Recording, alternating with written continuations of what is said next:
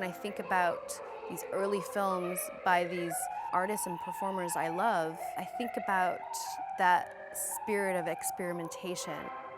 That period of time which was about playing with gender and bending gender. The history of drag does feel very based in the New York City club scene, from the drag ball culture to the East Village scene of the late 70s and early 80s. It's not really about a sort of polished performance of the self, but about playing with the body, playing with self, and playing with gender. My name is Kate Zambrino. I am a writer and art critic. This week we'll be looking at 3 short films that deal with gender and performance, recently preserved by the Museum of Modern Art. The Dagmar Onassis Story by John Kelly and Anthony Chase, WMEN by Esther Riegelson, and The Contortionist by Greer Langton and Joyce Randall Senecal. The concept gender bending feels very performative, very punk. It was incredibly playful, and it kind of took on the notion of the amateur in a very neo-Dada sort of way. So you have someone like John Kelly, who did drag but didn't really identify as a drag queen. And I think for John Kelly, this idea of ventriloquism and inhabiting another body, whether it be Dagmar Onassis, the fictional love child of Aristotle Onassis and Maria Callas, or Egon Schiele, or Joni Mitchell, it's about this full performance of another being.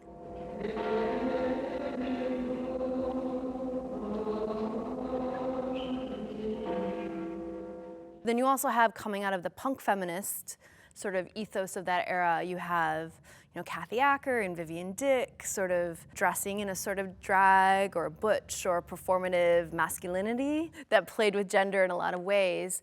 And so the film WMEN by Esther Riegelson kind of is of that ethos. Where the barbarians ask the musical question, are you a boy or are you a girl? It's a sort of male burlesque that's incredibly erotic, but also very tongue-in-cheek and playful. This sort of fetishizing these male fashion and then inhabiting these various male fashions and going out into the street feeling very alive in this butch persona. I think that there's an element of audacity and risk to it, especially when the actor in full male, sexy leather daddy butch costume is striding down the street at the end. And I love that shot of these admiring women.